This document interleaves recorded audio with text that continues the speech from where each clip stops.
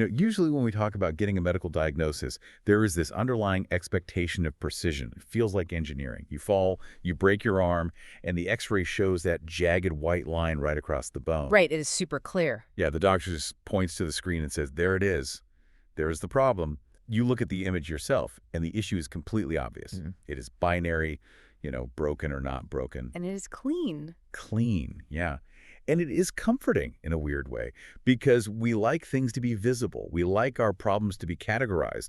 We want them to be fixable with a straightforward cast or a simple prescription. Because that gives us a sense of control over the situation. Exactly. Precisely. But then you step out of the physical realm and into the realm of the human heart. You look at the human condition, and suddenly that x-ray machine feels woefully inadequate. We are looking at a diagnostic landscape that is, well, honestly, it is murky. It is incredibly murky. You cannot just put human nature under a microscope and isolate the specific origin of our societal decay. You cannot pinpoint the specific source of our individual guilt, or locate the biological cause of our existential dread. Or, can you? That is the big question. Welcome to Reformed Thinking. Today, we are looking at a 2,000-year-old letter that claims to have the absolute high-resolution diagnostic imaging of the human soul. We're diving into R.C. Sproul's study notes on the first chapter of the book of Romans. And this is a massive topic. It really is. The mission for today is to dissect what these texts reveal about the core anatomy of the Christian gospel, human nature, and divine justice. We're going to look closely at the precise mechanisms of faith, the legal reality of justification, and the root causes of societal decay, according to this text. And we should warn you, this is not light reading. Sproul's analysis strips away all the flattering illusions we hold about ourselves. It presents a stark, unvarnished picture of human inability and God's absolute sovereignty. Right, so as you listen today, I want you to think about your own diagnostic x-ray. Let's unpack this. The text begins with the messenger himself. Paul is writing a letter to the church in Rome. Which was standard practice for the time. Yeah, ancient letters usually began with a very standard, polite, and frankly boring formula. Person A sends greetings to person B. It was the ancient equivalent of starting an email with, "to whom it may concern," or "hope this email finds you well." Right, just a very formal template. But Paul takes this standard, predictable greeting and completely subverts it. He fills it with massive theological weight right out of the gate. In his self-description, he uses two specific terms. He calls himself a servant and an apostle. And those terms carry a lot of baggage. They really do. Sproul points out that the word translated as servant here is actually doulos, meaning a bondservant or a slave. It describes someone totally at the disposal of a master. Think about that for a second. It is a harsh word for modern ears. Let me offer an analogy to make this concrete for you.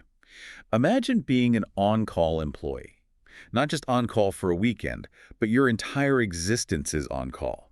Your time is never your own. You do not clock out. You never get to put your phone on, do not disturb. Right, you do not get to set boundaries or prioritize your own personal projects. Your entire schedule, your entire purpose is dictated by the one who holds your contract. That is the level of total submission required here. And that is just the first term. Yeah, and then he pairs that with apostle, which is defined as an official messenger of the good news. Now, if I am reading that as a first-century Roman, those two ideas clash violently. A slave was the bottom of the social hierarchy, possessing zero rights. An absolute nobody in that culture. Yeah. But an apostle, an official emissary, carried the authority of the one who sent them. So how do those two identities, the total submission of the slave and the high authority of the official messenger, actually work together without canceling each other out? Well, they do not cancel each other out. They actually validate each other. The harmony between those two identities is the key to understanding everything that follows in this letter. The authority of the apostle is entirely dependent on the submission of the servant. So the lower he goes, the more authority he actually has. Precisely. In the cultural context of the first century, as you noted, a bondservant possesses no personal autonomy. Modern Western culture prizes autonomy above almost everything else. We want to be the captains of our own fate, the masters of our own souls. We hate the idea of answering to anyone. We view submission as inherently degrading. But Paul establishes immediately that true spiritual authority does not originate from self-actualization or asserting your own will. It originates from total subjugation to a sovereign lord. Right. Because Paul is totally at the disposal of his master, he can be trusted as the official messenger. He is not bringing his own ideas to the table. He is not an entrepreneur pitching a new religious startup or trying to build a personal brand in Rome. He's just a delivery guy. A very authoritative delivery guy, yeah. He is an emissary. And what is he an emissary for? Sproul's notes specify he is set apart for the gospel of God. This phrasing is crucial. Why is that specific phrasing so central? Because the message of salvation in Jesus is of God, meaning God is both the source and the theme. This immediately removes any human boasting. The good news does not start with humanity reaching up to find the divine. It starts with the divine decreeing and initiating the rescue. That is a massive shift in perspective. It is, and right here in the opening lines, we see a robust Trinitarianism surface. We see God the Father as the source, the Son as the substance of the message, and later the Spirit of holiness executing the resurrection. So the whole Trinity is active in this greeting. Yes. The analysis then moves into a vital theological distinction regarding Christ himself. It describes the two stages of the Savior's ministry. Now, people often confuse this with the two natures of Christ, his humanity and his deity. I have definitely mixed those up before. It is common, but Romans chapter 1, verses 3 and 4 is describing his humiliation and his exaltation. He descended from the line of David to share human weakness. That is the humiliation. He entered into our frailty. Exactly. But then he was brought into a new epoch of his personal human existence at the resurrection. That is the exaltation. This distinction matters because it traces the trajectory of redemption. It requires the divine Son to step down into the limitations of human frailty before being vindicated. Right. It sets a pattern. And this brings us to the response this message requires, which Paul calls the obedience of faith. This is where Sproul makes a brilliant point. Faith is not simply intellectual assent. It is not just taking a mental test and passing. Right. It is not just nodding along to a set of historical facts the way you might agree that Julius Caesar crossed the Rubicon. Faith implies obedient submission to the call of God, and obedience is the necessary fruit of that faith. I am really glad you highlighted that distinction regarding the obedience of faith, because I think it clears up a massive misconception. You often hear faith described today as this passive, almost ethereal internal feeling. Like a warm, fuzzy feeling in your chest. Yeah, like you just have to believe hard enough in your heart, have positive thoughts about Jesus, and that is it. You are good. But if faith implies obedient submission, as the text argues, then it involves the will. It involves action. It changes how you operate. It is a complete reorientation of your allegiance. If you truly trust the master, you obey the master. The two concepts interlock perfectly. It is impossible to separate the root of faith from the fruit of obedience. If there is no fruit, the root is dead. Spot on. Let's trace this forward into Paul's disposition toward the believers in Rome. The historical context here is staggering. Rome was the capital of the empire, The center of the universe at that time. the absolute center of the known world, a hub of military might, political intrigue, and pagan worship. And yet, news of the faith of these Roman Christians had spread universally. Imagine the intense pressure of that environment. It would be suffocating. You are attempting to follow a crucified Jewish carpenter in the epicenter of imperial authority, where the emperor himself is often hailed as a god. And yet, Paul thanks God for them constantly. He mentions his desire to visit them so he can impart some spiritual gift. Now, that term usually trips people up. It does. When we hear spiritual gift today, we usually think of something spectacular, a massive display of supernatural ability, a stadium event, someone speaking in tongues or performing healings. But the analysis clarifies Paul's definition in this specific context. It is much more grounded here. Yeah, the term here is not used the way it is in 1 Corinthians 12. Instead, Paul has in view the benefit that flows from exercising functional gifts and ministry to others. It is for mutual encouragement. It is functional, practical, and designed for the strengthening of the whole body of believers. It is not about putting an individual superstar on a pedestal. It is about building up the community so they can survive in a hostile city. But then we hit this interesting detail. Paul says he has often intended to visit them, but he has been prevented. He hits a roadblock. Sproul suggests he was probably prevented by regular day-to-day responsibilities in other regions, or perhaps the inward counsel of the Holy Spirit. He is driven by God toward Rome, but his timing is not his own. This goes right back to the idea of being a doulos, a slave. Right, and then he uses a phrase that is quite striking. He says he is under obligation to both Greeks and barbarians. He feels a massive debt to preach to everyone, from the cultured, philosophically trained Greek-speaking elite to the people the Romans scorned as uneducated and primitive in speech. He owes them all. Here's where I want to push back a little, or at least ask a question that might naturally arise for you as you listen. If Paul says he feels obligated or indebted to preach to these people, does that not make the message feel forced? How do you mean? Think about human relationships. If someone says, I am only helping you because I am obligated to, that usually feels incredibly cold. It feels legalistic. How do we reconcile this intense sense of debt and obligation with genuine, loving ministry? That is a highly perceptive question, and it strikes at the core of how human beings misunderstand divine calling. In our everyday relationships, obligation often implies reluctance. We pay our taxes because we are obligated to, not because we feel a wellspring of affection for the revenue service. Definitely not.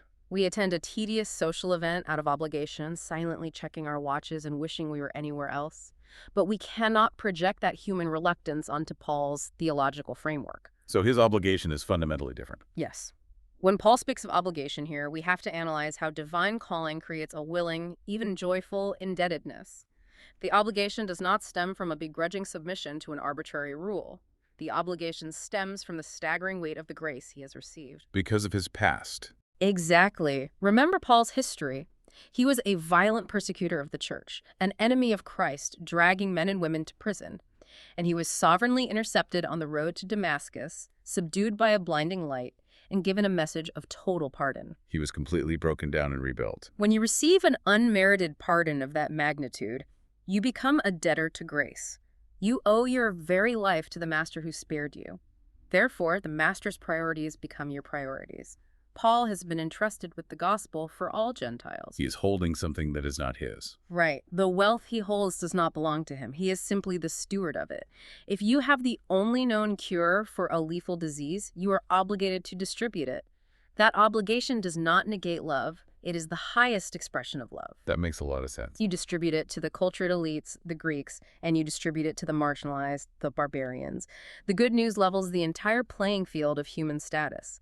Paul does not care about their societal ranking because he views everyone through the lens of their shared need for this cure. And this logical progression brings us directly into the core thesis of justification, found in Romans chapter 1, verses 16 and 17.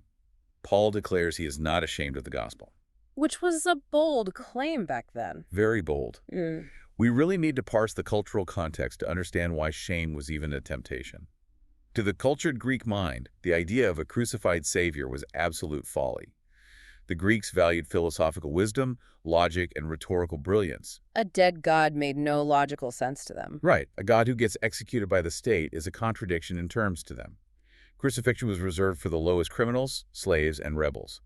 It was an execution designed specifically to maximize public humiliation and strip the victim of all dignity. And then you have the Roman perspective. Yeah, to the Roman mind, which idolized military might, conquest, and dominance, the cross appeared incredibly weak.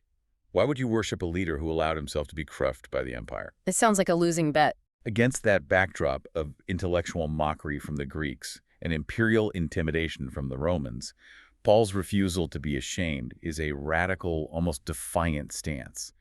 He sees this message not as weakness, but as the absolute divine force for salvation. And Sproul's notes provide a crucial analysis of why this divine efficacy is so essential. It is because of humanity's total spiritual inability.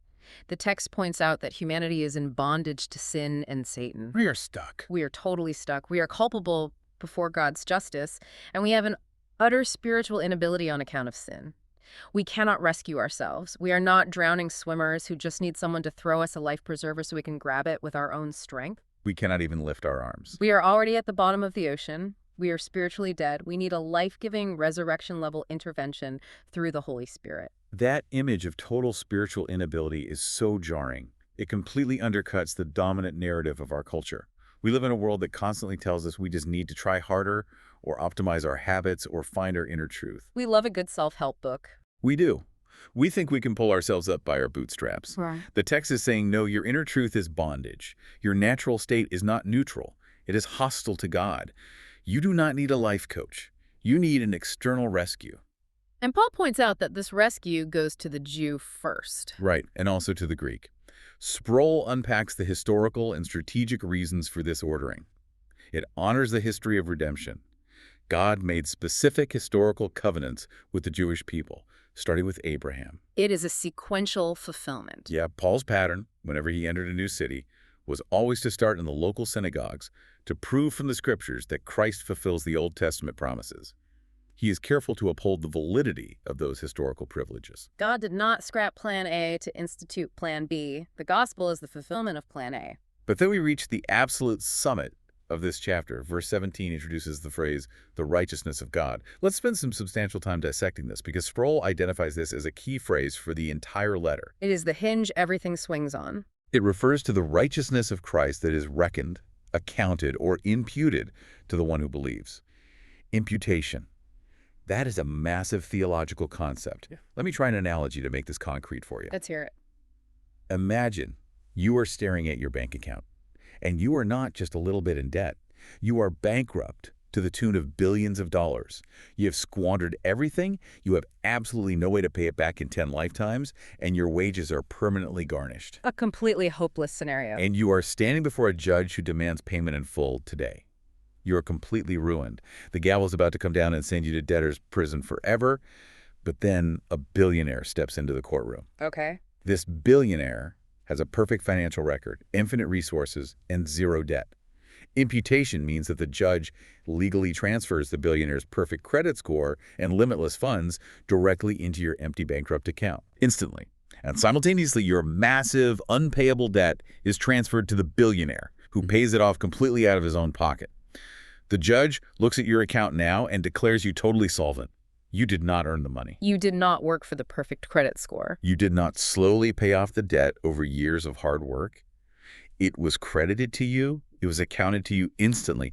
It is a legal declaration of your standing. The notes stress that this imputation of righteousness to sinners who believe is fully consistent with the personal righteousness of God. God does not just sweep sin under the rug. He does not ignore the debt. No, he does not lower his standards. He acts as a just judge, justifying sinners on the merit of the obedience and death of his Son alone, through faith alone, and not through anything they have done or will ever do. This is the specific verse that triggered the Protestant Reformation. Yeah. It had a decisive impact on Martin Luther's understanding of justification. So if my justification is a sudden legal verdict, a done deal, then logically, my daily behavior does not actually maintain my salvation. That is the logical conclusion, yes. I can imagine people hearing that and thinking it sounds like a license to do whatever they want. If the billionaire already paid the debt, why shouldn't I just keep racking up more charges? How does this concept of forensic justification actually change the way a person lives on a Tuesday morning? It changes everything because it shifts the entire motivation for human behavior from fear to gratitude. If you believe that justification is a process of internal improvement, meaning God only declares you righteous once you have actually become good enough through your own moral efforts, you will spend your entire life on a treadmill of anxiety. You would never know if you made the cut. Never. You will constantly be checking your own spiritual temperature, wondering if you have done enough, repented enough, or loved enough to satisfy the demands of a holy creator. Since you intuitively know your own flaws, your own selfish motives, you will never have peace. You would always wonder if you were hovering right on the borderline of acceptance and rejection. But imputation is a forensic legal reality. It is a verdict pronounced at the beginning of the Christian life, not a reward given at the end. Because the perfect record of the Son is reckoned to your account, the judge's gavel comes down and declares you righteous right now. So you can actually breathe. Exactly. Therefore, your daily life is no longer driven by the terrifying fear of condemnation. You are not striving to earn your status. You are living out of the status that has already been freely and securely given to you. But what about the license to sin argument? To address your point about people using this as a license to sin, that reveals a fundamental misunderstanding of what faith actually is. Remember what we established earlier. It is the obedience of faith. True faith inherently involves a new nature, a new allegiance. You are a different person now. Right. If you truly comprehend the agonizing cost the billionaire paid to clear your debt, your response is not to mock him by immediately going back into debt. Your response is overwhelming gratitude and a desire to honor the one who saved you. That gratitude drives the obedience. Yes. This is why Sproul states that the whole of the Christian life, from beginning to end, is lived in trust and dependence on the God who graciously justifies the sinner. You walk in freedom. However, to truly grasp the magnitude of this merciful legal verdict, we have to look at the dark backdrop against which this bright grace shines. And that backdrop is quite dark. Romans chapter 1, verse 18 introduces a radical shift in tone. It introduces the reality of divine anger. The text states that the wrath of God is revealed from heaven. Which is a heavy concept. Very heavy. The notes provide a rigorous, precise definition of this wrath. It is the divine judge's righteous retribution and personal revulsion evoked by moral evil. Now, I know you had some strong thoughts on this specific wording, particularly regarding the idea of God feeling personal revulsion. I really did. When I read the phrase personal revulsion, I had to stop and process it. Because if you were listening to this, you might be having the same visceral reaction I had. Does using a word like revulsion make God sound emotionally unstable? It sounds very human. It does. Does it make him sound petty, or like a human being who just gets grossed out and loses his temper when things do not go his way? We are so accustomed to human anger, which is almost always tainted by selfishness or impatience or a bruised ego. Human anger is rarely pure. When a human feels revulsion, it usually leads to cruelty, abuse, or irrational behavior. We yell, we break things, we seek petty revenge. So how do we reconcile the idea of a perfect, unchanging, loving creator with the concept of personal revulsion and wrath? It is a difficult tension for many to hold. Is there a way to understand this that does not reduce God to a cosmic tyrant throwing a tantrum in the sky? Because if God is just an amplified version of an angry human, that is terrifying, but not in a holy way. That is a vital distinction to make, and it requires us to rigorously divorce our concept of God's wrath from the explosive, selfish anger we experience in ourselves. Human anger is a deeply flawed mirror for divine anger. We get angry because our pride is wounded or our convenience is interrupted. God does not have those issues. God does not have an ego to bruise. Sproul defines this wrath as the divine judge's righteous retribution. It is a measured, perfectly calibrated, righteous antagonism against objective, moral evil. Let's look at this through the lens of human justice to make it clear. Okay, lay it out. Think about a good and just human judge presiding over a case involving horrific abuse, perhaps the exploitation of a vulnerable child.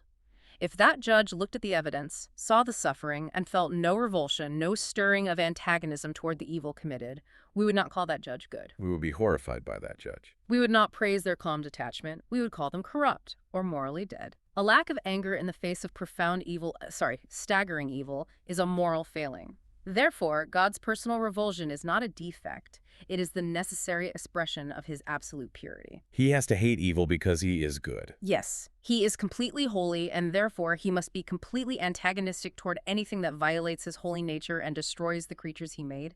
If God did not hate sin, he would not be good. That flips the whole script on how we view wrath. And Paul notes something striking here. This judgment is not just a future threat reserved for the end of the world. It is being revealed right now. Its effects are visible in the world today. This leads directly to the order of decay described in the passage. The order of decay. Right. The verse mentions the ungodliness and unrighteousness of men. The analysis highlights that the order of these two words is highly significant. It establishes a strict causal link. Theological rebellion, which is ungodliness, the rejection of God's authority, always precedes and causes moral decay, which is unrighteousness. We almost always get this backward in our cultural discourse. We really do. We look at a society falling apart, morally rising, crime rates, corruption, relational breakdown, and we think the primary problem is behavioral. We think if we just pass better laws or create better educational programs or tweak the economic system, we can fix the moral decay. But those are just Band-Aids. The text argues that the moral decay is just a symptom. The root cause is theological. Humanity refuses to honor the Creator. And how does humanity maintain this rebellion? The text says they suppress the truth. They hold it down. This is a devastating psychological diagnosis of the human condition. Fallen humanity does not passively wander away from the truth out of innocent confusion. They actively, aggressively obstruct it. Sproul points out that it is not a situation where the truth is sought but cannot be found. They know it is there. No, humanity is confronted with the truth, and they actively seek to hinder its influence.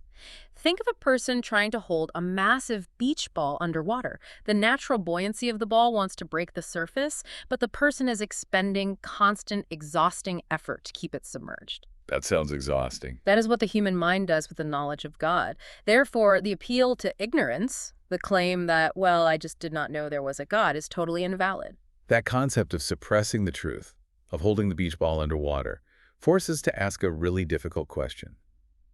If the appeal to ignorance is invalid, how can God justly judge people who have never read a Bible, never heard a sermon, or never lived in a culture with Christian influence? It is the classic question of fairness. Right. The text argues that they already possess clear knowledge of him.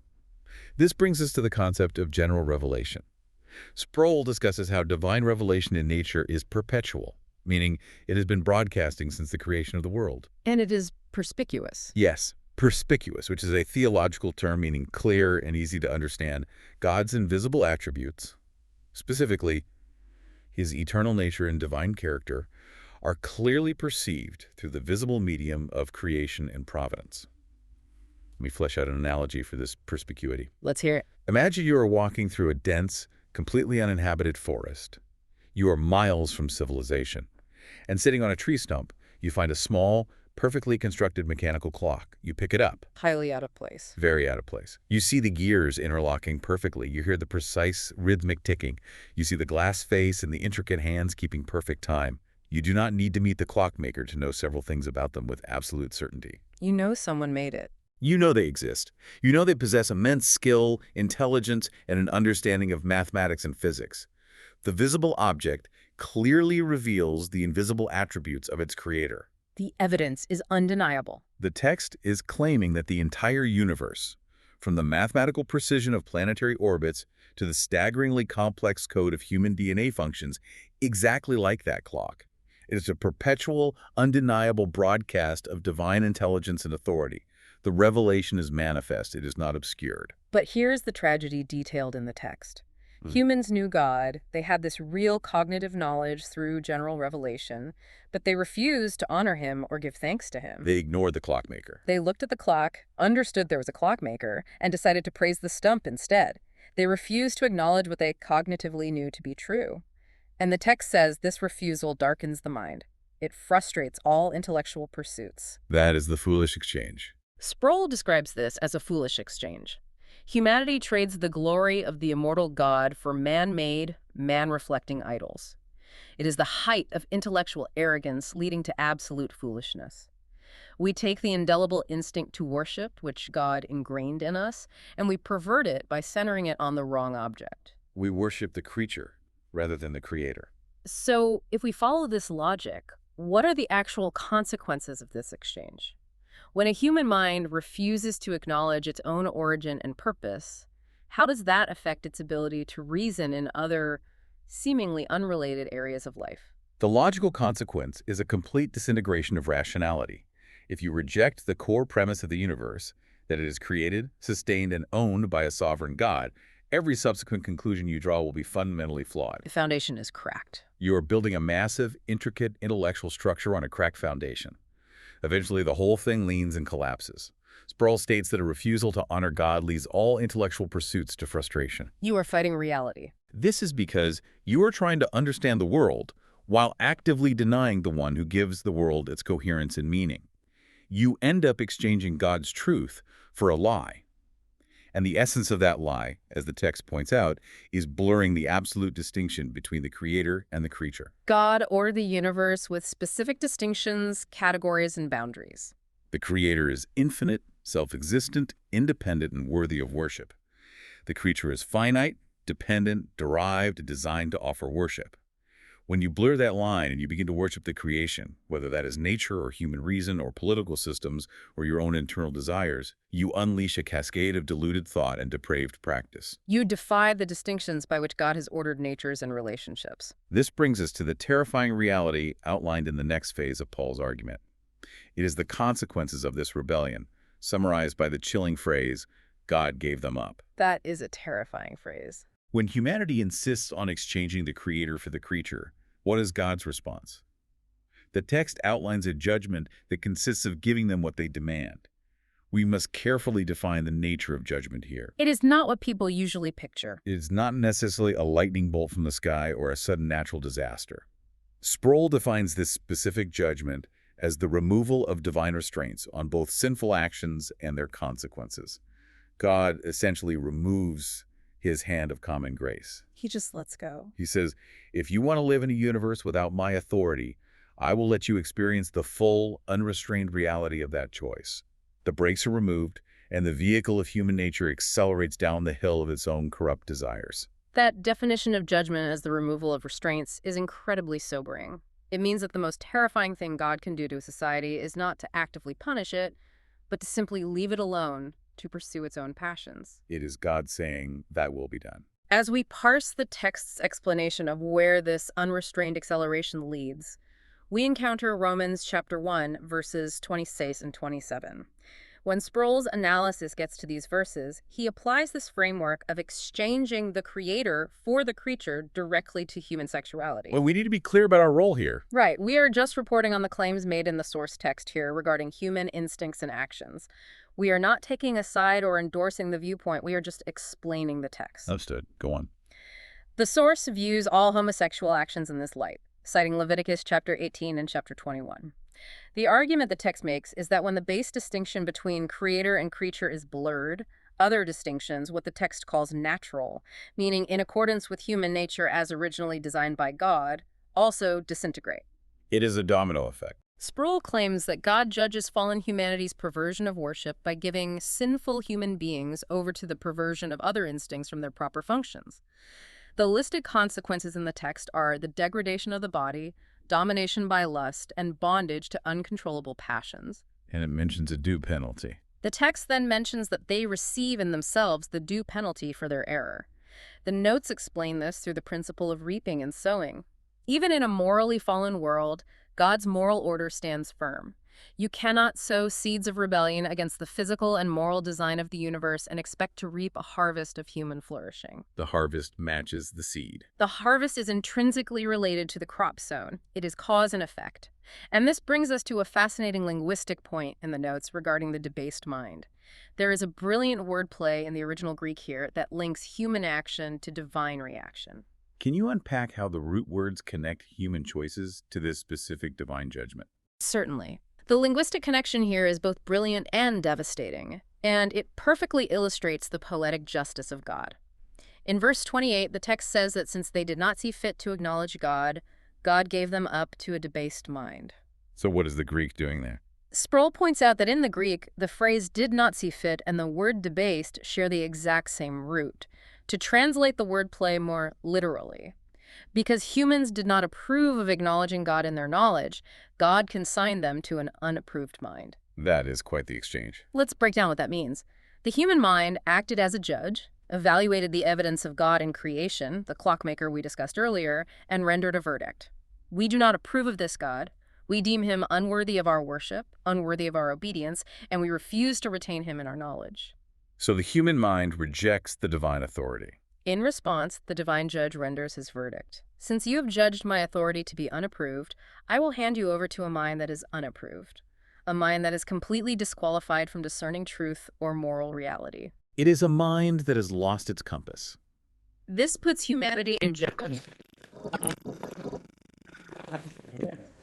This results in the long, brutal list of social evils that follow in verses 29 through 31. It is the complete breakdown of a functioning society. The text lists envy, murder, deceit. Maliciousness, gossip, slander, arrogance, and inventing new ways to do evil. The mind becomes utterly hostile to the very God who designed it, and as a result, it becomes hostile to other human beings. You cannot love your neighbor if your mind is fundamentally unapproved. And this leads to the final stage of rebellion documented in verse 32. This is the absolute nadir, the rock bottom of the human condition, according to this text. Sproul states that it is evidence of the guilt and absolute bondage of sin that the knowledge of divine judgment no longer acts as a restraint. The brakes are completely gone. Think about how sin progresses. In the earlier stages of rebellion, a person might commit a sin, but their conscience still functions. They still feel a sense of shame, guilt, or fear regarding the consequences. They hide what they are doing. They know it is wrong. But in this final stage, the conscience is so seared, the mind is so thoroughly unapproved, that they not only practice these things openly, but they actively encourage and applaud others who practice them. Sin becomes a communal celebration. The knowledge of God's righteous decree is entirely subverted. Right. It ought to communicate moral duty and provoke repentance, but it is subverted to spur further rebellion. People find comfort and validation in cheering on the ruin of others. It is a bleak, uncompromising picture of a world that has exchanged the truth for a lie and is celebrating its own destruction. It is an incredibly stark picture, and honestly, it sounds uncomfortably familiar when you look at the landscape of human history. As we wrap up this deep dive, let's briefly trace the massive trajectory we've covered from these notes on Romans chapter 1. We covered a lot of ground. We started with the messenger, Paul, subverting standard Roman greetings to declare himself a slave, a doulos, totally at the disposal of a sovereign master. He was tasked with delivering a Trinitarian message of rescue. We saw that faith is never passive. It inherently implies obedient submission. The obedience of faith. We looked at the legal, forensic reality of justification, the massive concept of imputation. That is where Christ's perfect record is legally credited to the bankrupt sinner, completely altering their standing before a holy God and shifting their motivation from fear to gratitude. The billionaire paying the debt. And then we had to confront the dark backdrop that makes that justification so miraculous, the reality of divine righteous antagonism toward moral evil. We traced the causal link from theological rebellion to moral decay, recognizing that actively suppressing the truth of general revelation inevitably leads to a darkened mind. The foolish exchange of the creator for the creature. Finally, we examine the terrifying judgment of God, simply removing his restraints, allowing a society to cascade into an unapproved mind and the communal celebration of its own ruin. As you listen to this, the question the text forces you to confront is this: how do you interact with the truth you perceive in the world around you? Are you suppressing the clear evidence of a sovereign creator? Are you holding the beach ball underwater, or are you bowing in acknowledgement of his authority? We like to think we are objective, neutral observers, but this text argues that no one is neutral. You are either worshiping the clockmaker or you are worshiping the stump. It is one or the other. And this leads to a final thought for you to mull over as we conclude. We live in an era characterized by unprecedented levels of anxiety, depression, and a general sense of meaninglessness. We pour billions of dollars into therapy, self-help books, and psychiatric interventions, trying to figure out what is wrong with us. It is a massive industry. But if this text is accurate, if all intellectual frustration and moral chaos stem from a fundamental refusal to honor God as God, how much of modern society's existential anxiety is actually a theological problem masquerading as a psychological one? That is a staggering thought. If the core relationship with the Creator is severed, can any amount of self-optimization or cultural progress ever truly heal the fracture? Thank you for joining Reformed Thinking for this deep dive into the anatomy of the human condition. We will catch you next time.